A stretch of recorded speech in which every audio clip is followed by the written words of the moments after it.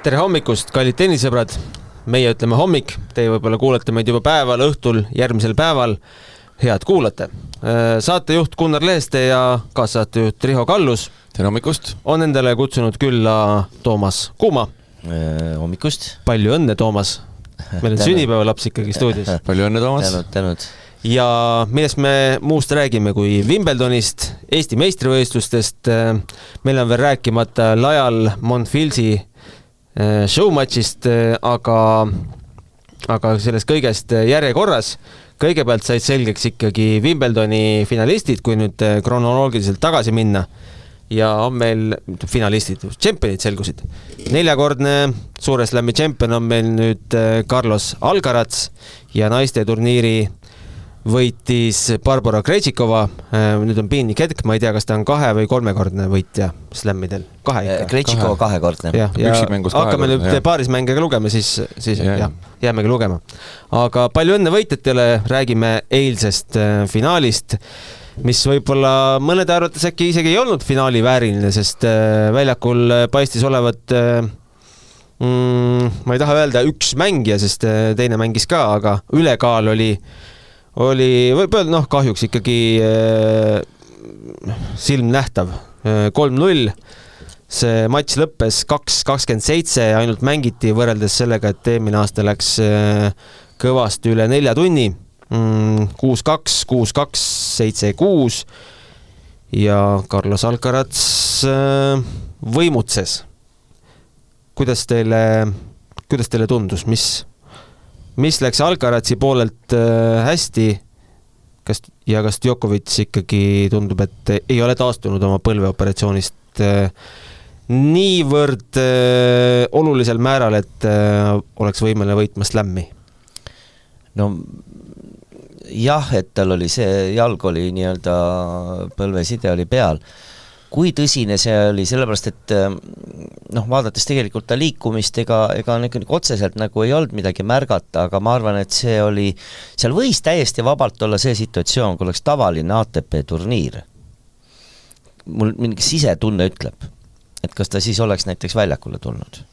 Aga iseenesest mängus ma nagu seda ei näinud ja ausalt kolmas set tegelikult näitas tegelikult seda, et kas ta üldse oleks väljakule tulnud? No ma ei tea, millegi pärast mul selline tunne on, sest ega ta oli mentaalselt juba, ta oli nagu enda mõnes mõttes nagu, Alevari on võib-olla liiga karmilt öeldud, aga miskit teda segas ja võib-olla veel lisaks mentaalselt ta ei olnud mänguks valmis, kuigi jah, seal kolmandas setis ütleme niimoodi Alcaraz ise nagu kinkis selle momendi, et isegi justkui tekkis väike variant, ütleme, Djokovicil, sest kiire lõppmäng on ikkagi kiire lõppmäng ja ei realiseerinud seal matšpalle tegelikult ikkagi enda eksimustest tegi, kuigi seal 2 punkti võib-olla tõesti tõrjus ka Djokovic hästi selles skeemis, aga põhimõtteliselt ikkagi kinkis selle ja ma just mõtlesin, et ta vist riskis ka seal 40-0 peal, kui ta teise servi lõi, ma just mõtlesin, aga milleks, et isegi võib-olla ei olnudki nagu vajadust ja seal oli väike ohumoment, aga kui isegi oleks läinud see kolmas set teisi pidi, siis vaadates pilti, siis vaevalt, et oleks midagi ka väga muutunud, lihtsalt oleks üks set võib-olla rohkem mängitud, aga tõesti nagu kummaline oli see, et kui vahepeal statistika tuli võrku tungimiste või võrgupunktide peal, siis Wimbledoni kohta Novak Djokovic, ükskõik kui hästi Alcaraz loomulikult lööb neid passeerlööke hästi ja liigub hästi, aga kuidagi see oli väga mannetu, et seal olid sellised vead, mida võib-olla tõesti ta ei saanud põlvest, tennises me teame, et põlvest alla laskmine on hästi oluline, see jalgade töö, et võib-olla see segas, aga isegi ütleme niimoodi, et kui poleks seda tegurit, et jah, mulle tundub, et seekord poleks Djokovic ikkagi, ütleme näiteks oleks 5 seti tuld, oleks ta terve olnud, et kas ta oleks vastupidanud, ikkagi vanus mängib oma rolli ja ma ei oska öelda, ma vaatasin arvutist, mul ei olnud väga hästi seda niisugust fooni nagu kuulda, et Riho kommenteeris, et kas seal kuidagi, oli seal ka nagu publiku poole pealt mingi siuke väike nüanss, et oli näha, et toetatakse rohkem hispaanlast või mitte, et oli selline moment või jälle? ma võib-olla alustaks hoopis sellest, et ma mäletan, kui ta tuli esimest mängu mängima Kopriva vastu. No siis oli, jah. Ja võt see oli huvitav, et seal üks paar esimest game'i, kui me vaatasime ja kommenteerisime mängu, vaatasime ta liikumas, mõtlesin, no ei ole võimalik, no lonkab praktiliselt, kuidas ta nüüd plaanib seda mängu mängima hakata. No selline tunne teeks, et no lootusetu, täiesti lootusetu. Läks 2-3 game'i mööda, kõik oli okei ja reaalsus on see, et Djokovic jõudis finaali, et noh, eelkõige muidugi see on ikka tegelikult uskumatu üllatus. Esiteks me ju ise siin targutsime ka ja rääkisime, et noh, kas Djokovic üldse mängib ja tõenäoliselt ei mängi Wimbledonis ja need vahepealsed mängud, mis ta siin pidas, ma mõtlen eriti just Holger Rune ja ka Musetti matše, no need jätsid väga-väga hea mulje, et minu arust põlv siin küll ei seganud. Aga finaalis minu arust oli väga kummaline see, ma kogu aeg mõtlesin selle peale, noh neid Djokovic'i matše on ju nähtud sadu, eks ju, et ta on niivõrd tark ja ta kasutab alati igasuguseid trikke ja mentaalseid nippe, et kuidas sinna mänguhambad taha saada. Aga eile see olek oli tal kuidagi nii leppinud või nii rahulik, et ausalt öeldes ma ei saanud isegi aru, isegi see 3. set, kui see situatsioon tekkis, ma pärast helistasin nii Toomas Leiusele kui ka Harri Nepile ja küsisin, mis nemad nagu arvavad, et ma ei saanud aru, et isegi kui see momentum tekkis, isegi siis ei näinud Djokovic'i, et ta oleks kuskilt rusikas püsti või ta oli nagu justkui leppinud sellega, et see nii ongi. Ja Harri Nepi ja Leiuse teooria oli tegelikult suhteliselt sama, ütles, et seal oli niivõrd tegelikult väga suur klassi vahe esiteks ja teiseks muidugi ma näiteks Harri Nepi ütles selle kohta, et kui nad tagajoone rallidel oli ju tegelikult oli tempo vahe, Djokovic ei saanud selle tempoga hakkama, siis ta üritas sinna võrku tungida, siis ta eksis nende volledega.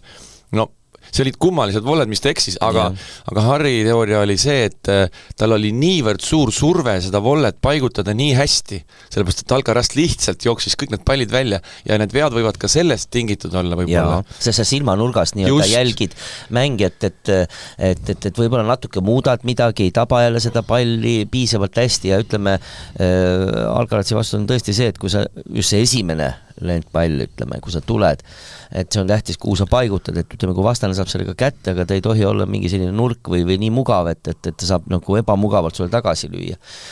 Ja need nagu väga head ei olnud ja siis, kui ta isegi nagu teine võimalus tekkis, siis ta oli nagu isegi, mitte paanikas, vaid ta ei saanud aru, et mida nüüd ma pean tegema. Jah, et tegelikult ikkagi võib-olla tõesti, aga mul on tunne, et seal midagi on veel taga. Mul on tunne midagi veel taga, mida me ei tea.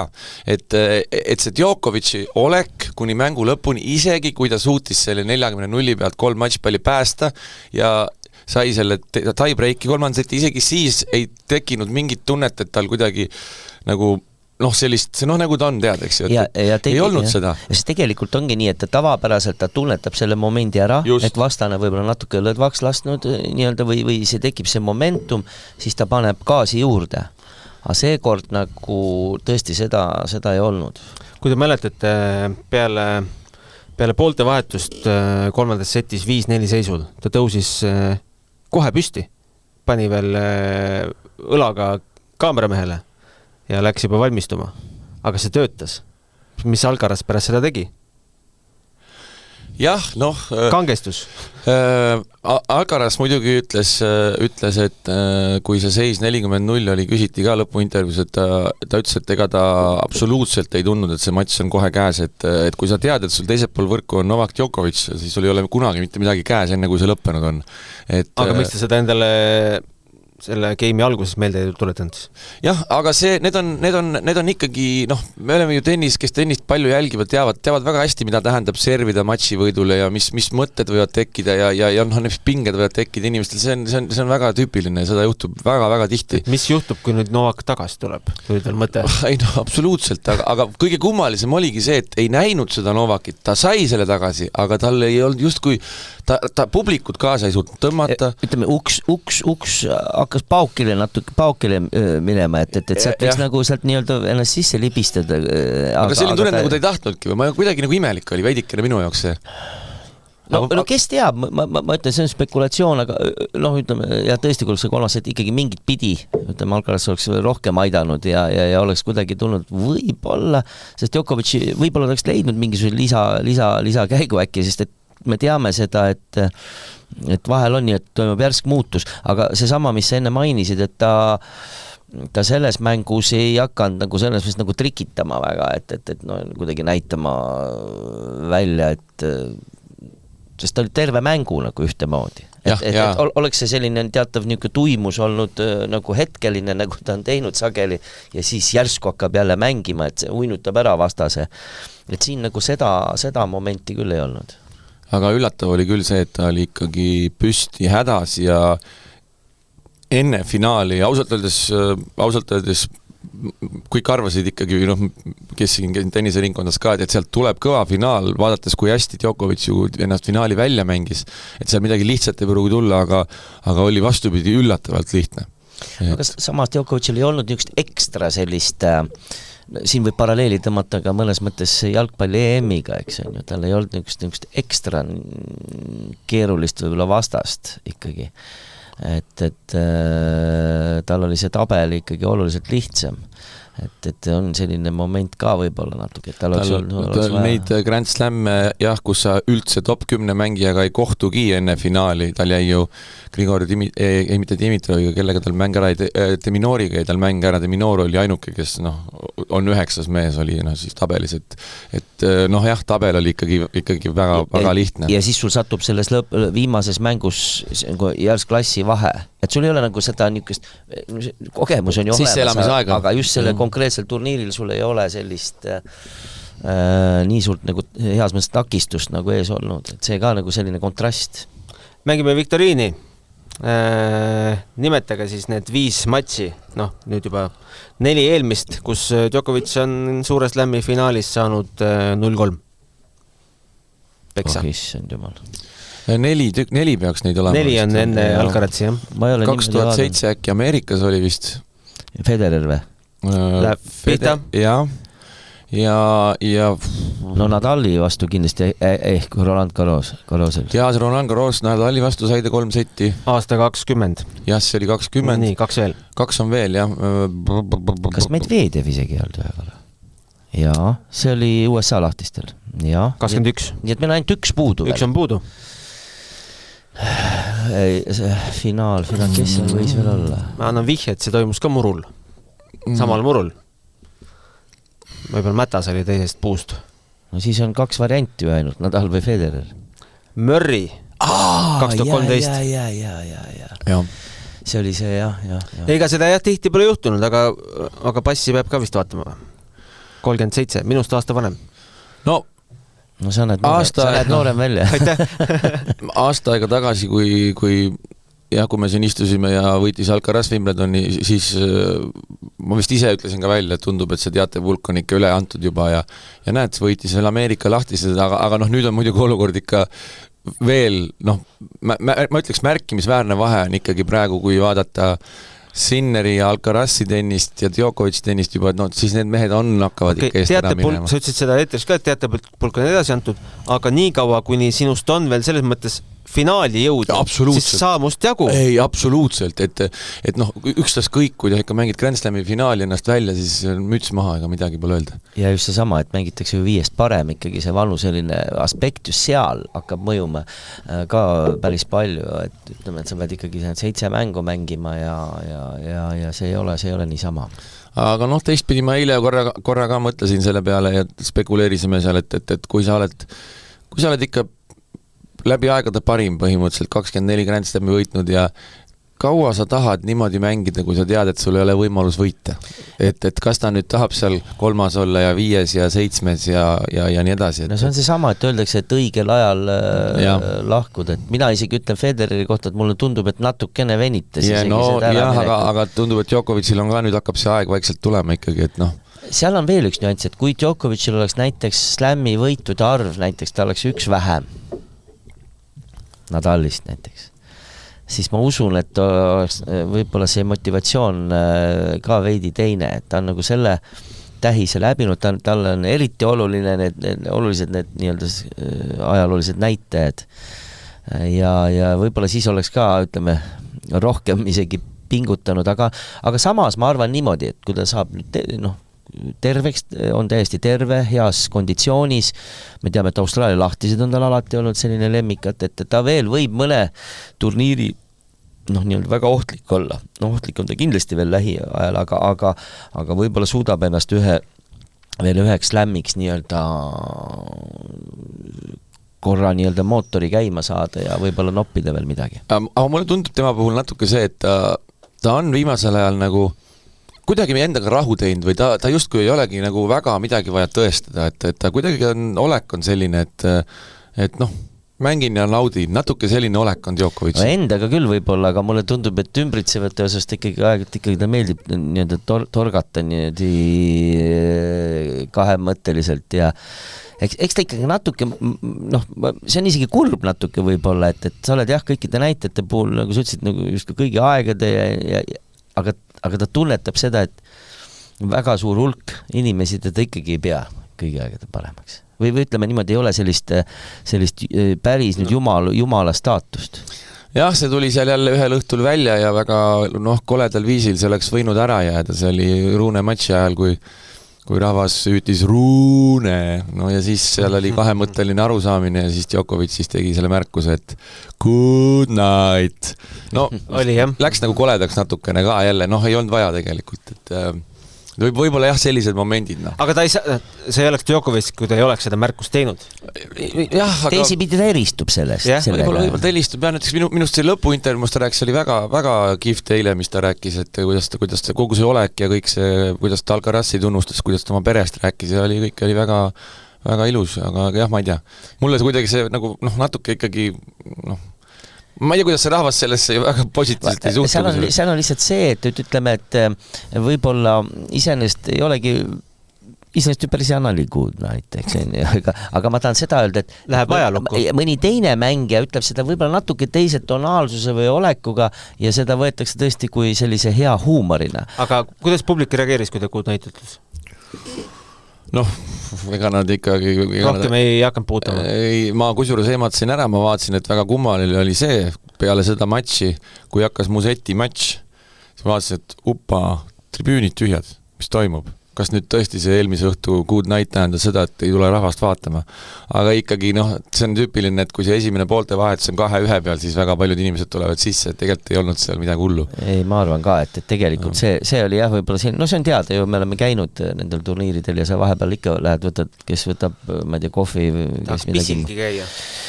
Jah, Wimbledonis on hea, paljud võtavad seal head kallist vahuveini ja seda ka, lisaks maasikatele ja see Pim sajab ka vetsu. Ja. Aga räägime veel Djokovicist, Alcarazist või ma selle fakti tooks, et ma ei tea, kuidas teil viimased 5 nädalat läks, aga Alcaraz võitis 2 lämmi. Ja ma korra isegi mõtlesin selle peale, et äkki tema on see mängija, kellel võib-olla äkki õnnestubki teha ära see 4. Ja. No nüüd on ju uus jutt jälle, nüüd räägitakse ju praegu kogu aeg on vaja võrrelda ja kellel kui palju ja palju siis neid mängijaid on, kes 21. eluaastaks 4 Grand Slami võitnud on. Ma võin sulle kohe lugeda. Becker, Bori ja Villander ja 3 Grand Slami on võitnud siis Nadal ja see Rihal on faktid peas. Kes seal oli veel? Keegi on kell 3-ga, ma ei mäleta, üks nimi oli veel. Kas Kurjär või? Et ühesõnaga, jällegi, nüüd on uusi asju, kogu aeg on vaja võrrelda millegagi, et aga mis on nagu minu arust eriti positiivne näitaja on see, et finaalid 4-4, et sa oled alati, kui finaali jõuad, sa oled kõik võitnud. Sest et vastupidi, on mõni mängija, kes on jõudnud palju. Omal ajal oli selline mängumees, kes küll vahepeal siis nii-öelda siis oli ju see profitennis, enne kui sündis, siis oli ju teatud rühm mängijaid seal 50-ndatel, 60-ndatel läksid profideks ja tegelikult oleks võib-olla neid slammi tiitleid palju võitnud, Ken Rosewall oli legendaarne mängumees, kes väga pikka aega ei mänginud ja siis tuli ATP tuurile juba eakana. Küll ta üritas Wimbledoni võita ja 4 finaali ja päris vist 39-aastaselt või oli finaalis Jimmy Connorsi vastu ja no ei õnnestunud tal seda saada tiitlit kätte just Wimbledonis. Jah, aga jällegi, võtad siin Jannik Sinneri, kes oli noorte edetabelis maailma 135, eks ju, jah, so what, eks ju.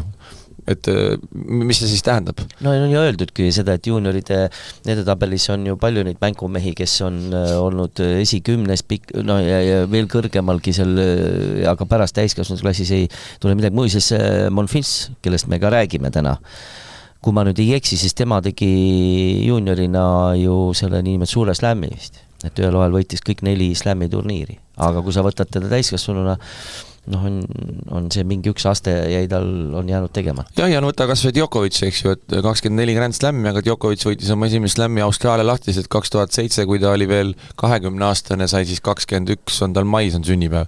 Et ka mingi väga varajane ei olnud tegelikult, aga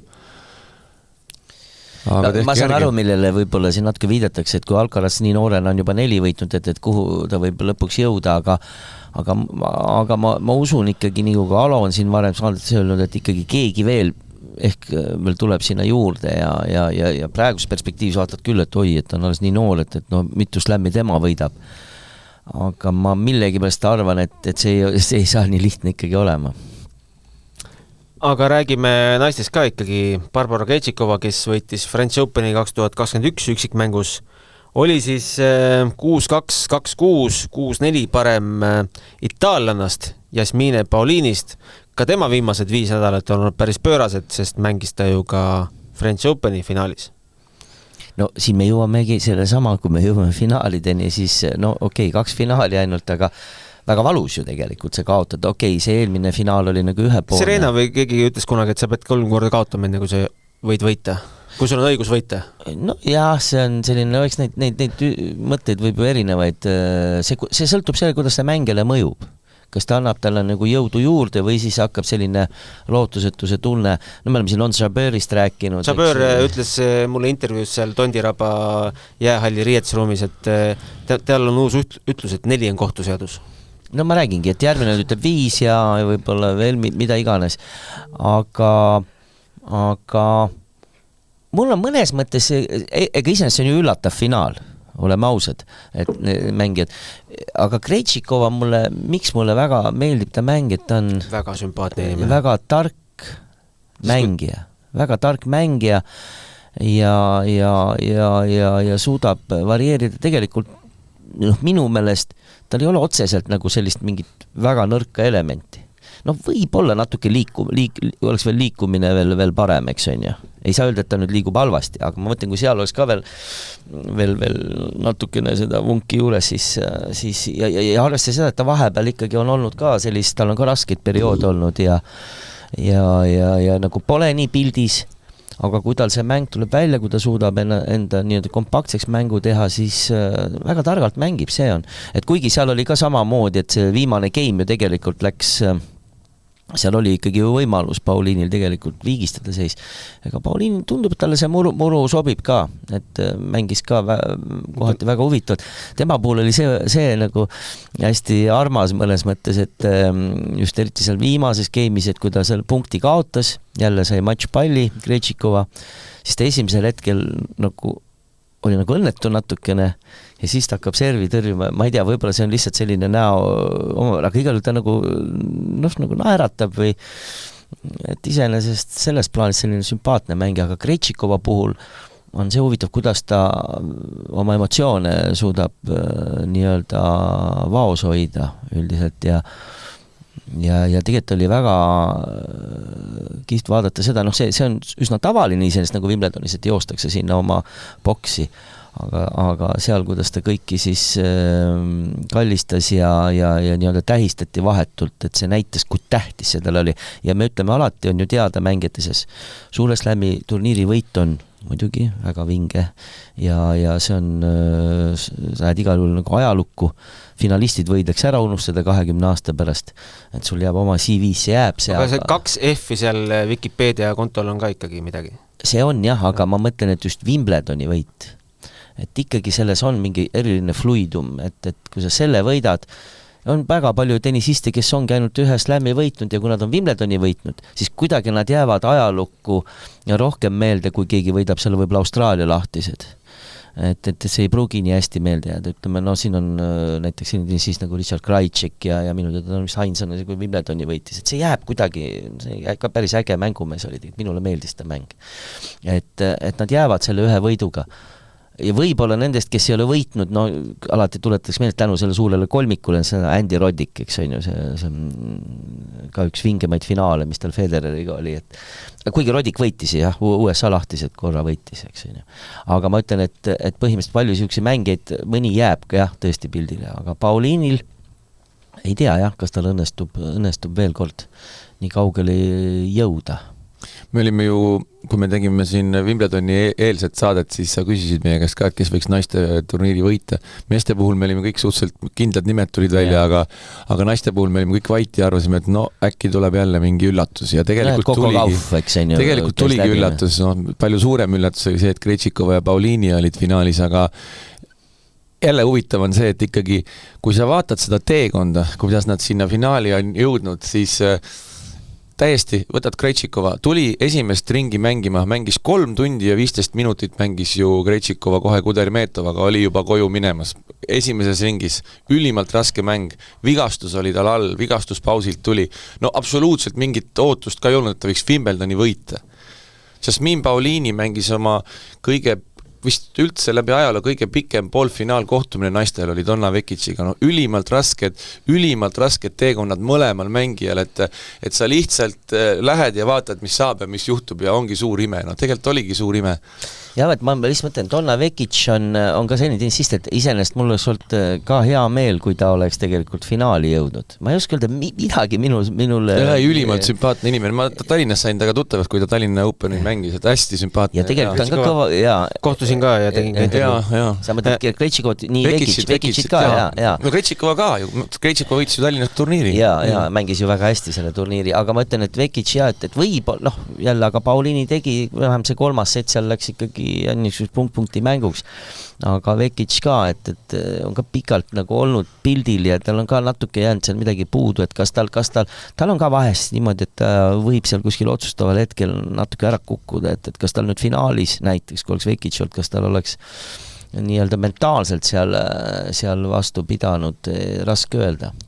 No selles suhtes kindlasti ka peab ütlema, et Krejcikova igati vääris seda tiitlit, kuna tema oli ju see mängija, kes ikkagi põhifavoriidi lõpuks ju Rõbakina välja lülitas poolfinaalis, et selleks hetkeks, kui veerandfinalistid olid selged, siis kõik oleks kindlasti pakkunud, et Rõbakina on sealt tõenäoliselt kõige suurem tõenäoliselt võidab.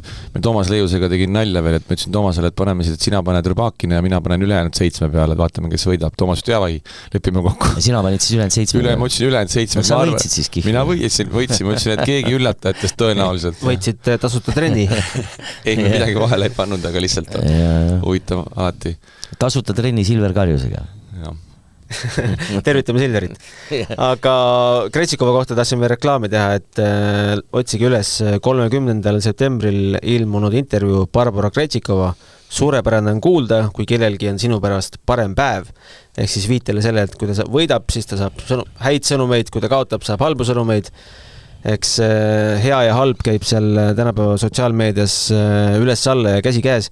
Aga mis ma tahtsin öelda, et jättis nagu väga viisaka, sümpaatse ja mõnes mõttes alandliku, aga samas eneseteadliku mulje selles 25-minutilises intervjuus.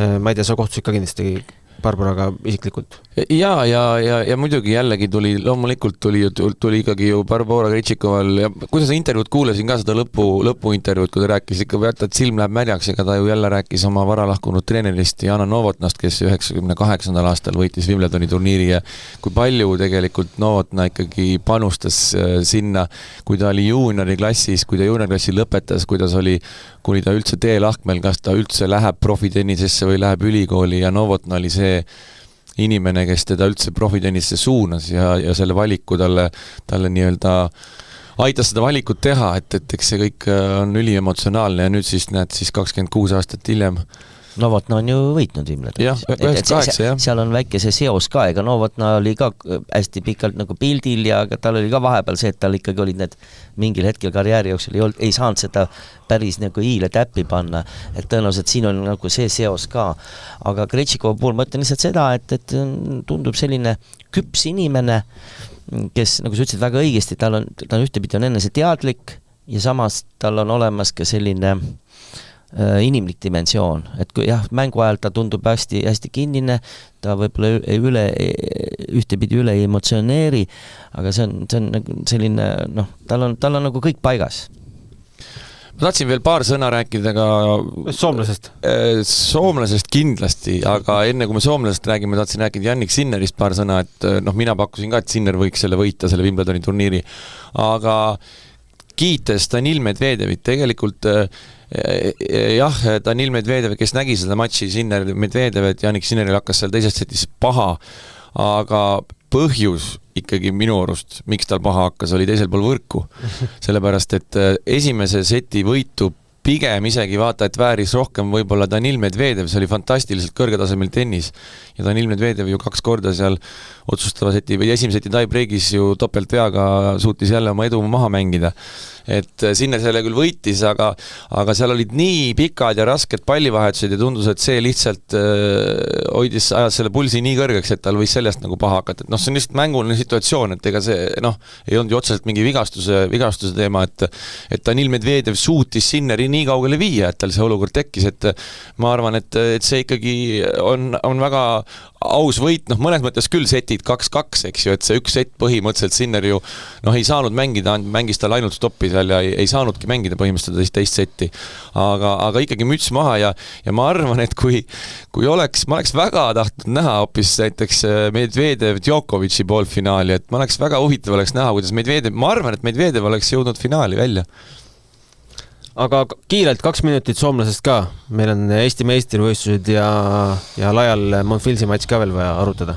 No soomlasest tuleb nii palju rääkida, kes seda meeste finaali vaatasid, ma ütleks, et see oli üldse kõige kaasa. Harri Heliövaara. Võib-olla mõni pole kuulnud ka varem. Kõik Eesti tennisesõbrad teavad, Eestis käinud palju mängimas, ma ise Saaremaa Openit korraldasin, Saaremaa Openil mitmeid kordi mänginud, Merko Openil mänginud, Eesti tennisesõbrad teavad. Pole üksikmängus Suure Slami põhiturniirilgi mänginud? Jah, ei ole ja Harri oli väga lähedal, et üldse lõpetab oma tennisekarjääri. 5 korda vist on üritanud lõpetada. Ja, aga seda enam oli see ülimalt emotsionaalne ja finaal oli ju, meeste finaal oli ju selline, et mitte ühtegi murret, kõik setid läksid tie-breakidesse. Esimeses tie-breakis oli Heliövaara Patten 6-1 taga, jõudsid veel set-pallini. Nad on mänginud koos vist 3 kuud. No jah, see teine noormees on ju ka, et imemees me just Leiusega kommenteerisime ja mõtlesime, et miks ta ei ole üksikmängus läbi löönud, et tohutult võimsas pallinguga, võimsa eeskäega, täpselt nagu Jack Draper, vasakukäeline. Ülimalt osav, aga näed, üksikmängus jõudis seal kuskil 400-500 peale ja loobus. Ja nüüd on siis Grand Slami võitja paarismängus. Ja teine sett olid ju tie-breakis jälle Heliövaara Patten 5-2 taga, võitsid siis 10-8 ja otsustavas setis, kus mängitakse 10 tie-break, olid nad kogu aeg tagaaja rollis. Ja lõpuks siis 10-8 tie-breaki lõpus, et kätte, see oli fantastiline mäng, et kellel võimalust on vaadake seda kordudest, seda matši, see oli hästi huvitav. Vastaseks siis austraallased Jordan Thompson ja Max Purcell, jah. Tegelikult, mis on huvitav, et tavaliselt nagu paaris mängus, kui kaotatakse finaalist, üldiselt nagu ei ole sellist väga niimoodi löödud nagu näkudega, aga seekord see oli raske alla neelata. Ja see oli raske alla neelata, et seda ei näha, ja muidugi Soome tennise üle on hea meel, et kui ma nüüd ei eksi, siis on 2 soomlast siis, eks on ju, Slamil võidutsenud, eks on ju. Henri Kontinen 2016 koos Heather Watsoniga võitsid Mixti. Ja siis nüüd Harri Heliövaara, et varasemast Harri on teist korda juba, Mixti ta on võitnud. No jah, seda küll, aga ma ütlen, et põhimõtteliselt 2 soomlast on siis olnud ma pean tegema ühe ratastooli tennise minuti ka, sest Delfis tuleb augustis ju paraolümpia otseülekanded ja loodame, et äkki mõne tennise ülekande sealt napsab ka. Britt Alfie Hewitt sai siis kokku karjääri Grand Slami ja võitis siis Wimbledoni nii üksikmängus kui ka paarismängus. Jah, et kui Briti tennis üldiselt ei ole häda midagi tegelikult. Ei, no ei ole jaa, ütleme, aga vahepeal oli küll neil ikkagi täiesti vaikel oli. No Helio Vaara päästis ka välja nüüd, Patten sai ikkagi ka Grand Slami. Aga ma ütlen põhimõtteliselt on, paaris, ma mõtlen üksikmängus on jah, Andy Murray ja nii edasi, aga vahepeal oli Raducanu oli finaalil kohal, istus kuldses boksis. No jah, kuldses boksis, aga ma mõtlen, et vahepeal oli täielik tühjus, aga vähemalt nüüd on nagu mingisugune võib-olla ühtlasem see seis neil, aga et ratast oli tennises. Aga ma paari mängu vaatasin Alfie Hewitti matši, et sul jooksis feed sisse? No ma natuke vaatasin jah, aga seal ma ei ole sellest mõttes, seal on tohutu suur vahe, milline see vigastusaste on mängijatel, eks ju, ja tegelikult sellest räägivad ka meie mängijad. Ja just, ja Alfie Hewitt on tegelikult, tal on ju, ma ei tea, kui sa vaadata paremat kätt, tal on ju, ma ei tea, mida tal tehtud, tal on ikka täiesti, tal on päris suur puue, ta on ikka imemees, et ta mängib nii fantastilist tennist, et seal sõltub väga palju sellest vigastuse astmest. Et mõni mees on põhimõtteliselt võimeline mõni mees on võimeline kõndima, teisel mehel ei ole jalgu all, et see on nagu väga suur vahe, ja teisel seal võiks olla rohkem mingi no jah, just, et see on nagu väga suur handicap ratasturi kui sul on tennises, nagu kergejõustikul on nagu eriklassid seal T6, T5, tennises ei ole. Tennises ei ole jah, et seda enam müts maha Briti ees, kellel on ikkagi väga raske puue ja ta mängib niivõrd ägedat, nad on nagu, need ratastolitennisistid, nad on nagu fantastiliselt vormis, see ülakeha on nii meeletult tugev ja see, kuidas seda ratastooli liigutavad seal, see on imeline. See logistika lihtne ei ole. Ei, no see on ju tippsport. See on ikka täielik tippsport ja absoluutselt. Ja isegi võib-olla nad peavad isegi mitte vähem pingutama kui nii-öelda terved nii-öelda, kus on kõik korras kehaosad. Viskan õhku mõtte. Korraldage showmatš Monfilsi matši eel ka ratastoolis. Jaa, miks mitte? Päris mängid. Miks mitte, jah. Äkki Soomest? Hakkame korraldama seda. Ei no isest jah, see ei pea olema ju täis mingi formaadis, aga võib-olla oli selles mõttes, et inimesed ja siis peaks olema üldiselt, ma arvan, et siis peaks olema selline selles mõttes heal kõrgel tasemel ratastoli mängijad, et inimesed tegelikult reaalselt näeksid, mis see tegelikult on üleüldse, milleks on inimene võimeline. No, ma olen just mõelnud seda oma peas tükk aega juba, et kui võtaks ühe täieliku tipptasemel tennisisti ja õpetaks talle paar kuud ratastoli tennist ja paneks ta ratastoli tennistiga mängima, et siis inimesed näevad, mis asi see ratastooli tennis on, sest et seda ratastooli seal väljaku peal liigutada, see on niivõrd raske ja füüsiline, et ma esimest korda nägin koha peal, ütleme tipptasemel ja ma nägin 2011 Wimbledonis. Seal oli vist just enne Anetti juunioridel, kui ta mängis muuseas Garcia vastu, oli just ratastooli tennise mäng oli. Et siis ma sain nagu mingi ettekujutus, et sa näed nagu kohe otse pild, nii-öelda kõrvalt näed, kuidas mängivad, et see jättis jah, ka sellise, see ei ole nagu nii-öelda mälupildist kadunud, see, mis ma nägin. Aga Eesti meistrivõistlused, meil on tšempionid üksikmängudes Jelena Malõgina ja Kristjan Tamm ja meil on stuudios mees, kes neid kõiki matse ju kommenteeris, oled teinud seda, ma ei tea, mitu aastat juba? 20. Ei, nii palju vist ei ole ülekandeid olnud, nii palju aastaid, aga 10 vast ikka? 10 vast küll, jah, eks nii ta on, jah, on olnud ja seal on, selles mõttes on huvitav seal kommenteerida vahest, et istud seal tribüünil, siis on see päike, seekord oli ka natuke pilvist perioodi, aga nii kui tuli see kuum päike paistis peale, et siis ega ta on ja viimane päev oli põhimõtteliselt 8 tundi järjest vist tuli enam-vähem, väikeste pausidega, aga pausid ei olnud pikad. Aga päike paistis kuumale peale. Läksin veel kuumemaks. Aga jah, sai kõik finaale jälgitud või kommenteeritud ja siis nii-öelda ka jooksvalt mitmeid mänge. Mina ei jõudnud kahjuks kohale seekord, kas publiku huvitrendi on märgata kuhugi suunas? Ei, minu meelest oli tegelikult ju mõlemad tribüünid olid, mõne mängu puhul olid ikka üpris täis, et ma seda küll ütleks, et vähenemist kindlasti ei ole, võib-olla natuke isegi rohkem kui mõnel aastal, eks siin sõltub natukene ka kellaaegadest, üritatakse küll neid niimoodi panna, et tööpäevadel inimesed saaksid tulla. No ja intriigist ka loomulikult, intriigist ja ilm ka aga üldiselt oli nagu korralikult, et selline sumin ikkagi on ja ma üldhinnangut on nagu raske öelda, aga tundub, et võitsid just need mängijad või need, ütleme ka paarismängus, kes olidki sellel turniiril nagu kõige paremad, et võib-olla ainuke asi, et võib-olla naiste paarismängus oli seal see seis alguses nagu segasem, et kes seal võitjaks tuleb, aga muud mänguliigid, näiteks minule väga meeldis segapaarismäng, üllatuspaar mõnes mõttes võitis ja väga kihvtilt mängis. Paar, kes kõige rohkem tahtis, tundus, et nad olid väga ägedad väljaku peal. Jaa, nad olid väga ägedad väljakul ja üksikmängus, ainukesid meeste üksikmängus jah, et kui vaadata niimoodi, kuidas kuluaarides räägiti, siis ennustati pigem Markus Möldri võitu. No jäi selline nagu trend nagu silma, aga ja naiste puhul ikkagi seekord oli jah, Malõgina nagu läbi turniiri, seal tal ei olnud nagu eriti raskusi ja võib-olla oleks oodanud natuke naiste üksikmängu finaalis võib-olla veidi võib-olla tasavägisemat isegi mängu, aga läks nii. 3 seti. No jaa, isest küll. Jah, et just seal nagu toimus nagu mingi moment oli seal, kus siis nagu Malõgina läks oma teed. Mis te Kristjan Tamme karjäärist arvate? On tal siit kindlasti midagi positiivset kaasa võtta? Et punitada ikkagi edasi sinna tähtede poole?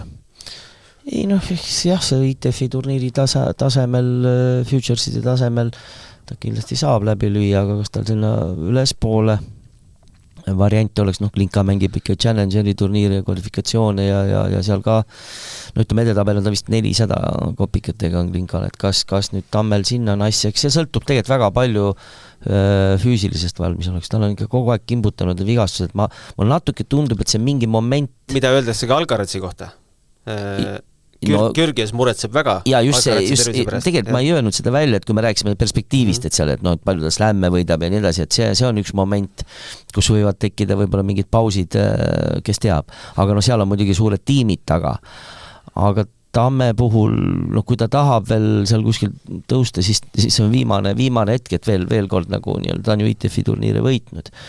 Et mingisugune moment, et väga pahal hetkel ta ise mainis meil intervjuus, et see vaimne pool on ka tal ikkagi kõigub aeg-ajalt. No ta tegelikult ütles mulle ka, et see finaali mängu osas et oli see, et kui läks see kiiresse lõppmängu, see 4. set, et ta oli ju seal ees ja ta ütleski otse välja, selles mõttes ta nagu siiras, et ta ütles, et mul hakkas järsku, ta ütles nimelt, tal oli niisugune tunne, et tuleb nii-öelda kips. Et hakkas déjà vu nii-öelda selle poolfinaali esimese setiga Partsi vastu, et kus ta oli 5-1 ees ja läks ära see settel. Et oli see moment ja võib-olla Mölder oli natukene oli väsinum, kas te ei tunnetanud päris ära võib-olla seda hetke või võib-olla tunnetas, aga ta ei realiseerinud. Et seal oli niisugune väike moment, aga jah, Tamm oli selles finaalis siiski kindlam just ja servis paremini. Aga plõks ja viimane saate osa ja räägime suur tenniseõhtu tuleb uuesti. Esimene siis oli ikkagi Aneti lahkumismäng Ons Jabööriga, nüüd siis hõivab 21. novembril mitte enam Tondi raba, vaid Unibet Arena. Käll, kuidas ütlete?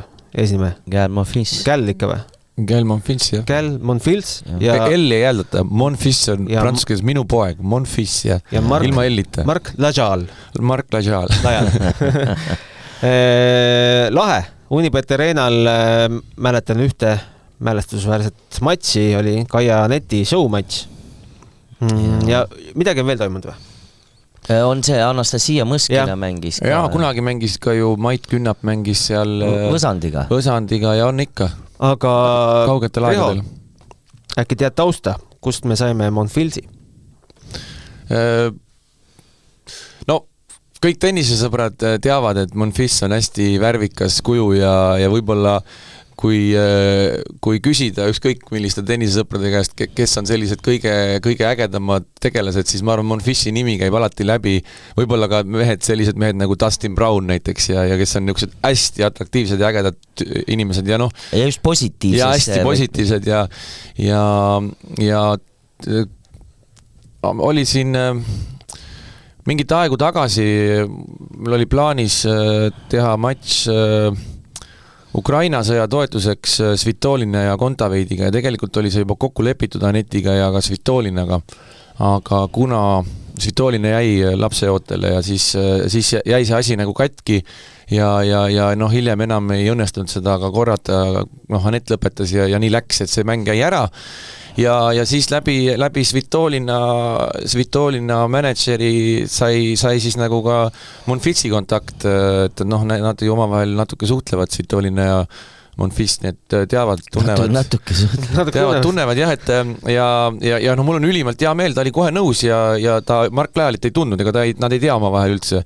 Ja no siis esimene mõte mul oli kohe, et oot tups, aga nüüd on ju Wimbledoni turniir ja kui peaks sattuma nii, et äkki Lajal saab kvalifikatsiooniturniirilt läbi, see ei toimu ju seal Wimbledonis, vaid see toimub Roehamptonis, sest et eelnev nädal mängis Monfils päris hästi ja mängis ATP 250 turniiril, ta ei olnud veel Londonis ja ma ise vaikselt lootsin, et kui äkki Lajal saab kvalifikatsiooniturniirilt läbi, siis võiks nad ju Wimbledonis omavahel kokku viia, saavad äkki tuttavaks ja saaks sealt mingisuguse tervituse teha. Ja nii läkski, loomulikult jackpot oli see, et Lajal tuli kvalist läbi, mängis Alcarazi vastu ja nad said seal omavahel ka kokku, seal paar sõna vahetada ja tuttavaks, nii et me jõuame jälle selle peaväljaku ja selle loosi nagu selle nüansi peale, et Alcaraz ja Massamäe oleks mängid kuskil tagaväljakul, kes teab, kas oleks sellist seda kokkusaamist olnud ja Monfils ei ka teada, kes ta üldse on. Ja täpselt, et ma ütlengi, et sellel on nagu ikkagi see suur väärtus, nii nagu ma rõhutasin siin mõni saade tagasi, et see moment oli oluline.